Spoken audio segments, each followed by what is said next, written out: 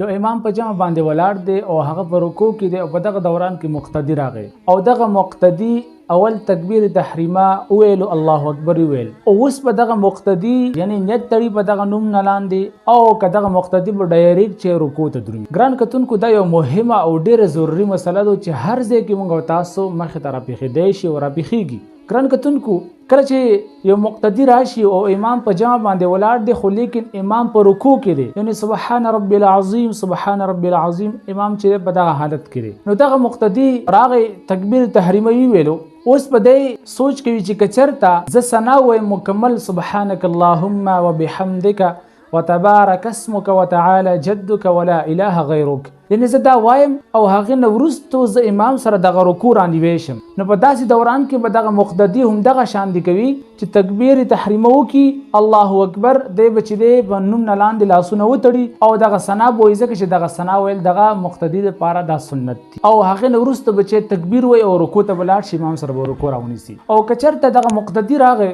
او د تکبیر تحریمه وکړو او دته دا اندازه ده که زه ثنا وایم دغه امام د دغه رکوع نه راپورته کیږي نو اوس به دغه مقتدی تکبیر تحریمه ووایي او هغې پسې دوباره به ډایریکټ چې دی نیت په نه تړي دغه مقتدی به چې دی تکبیر وایي یعنی الله اکبر وایي او دغه امام سره به چې دی په رکوع کې شامل شي او دغه مقتدی دغه رکعت برابر شولو.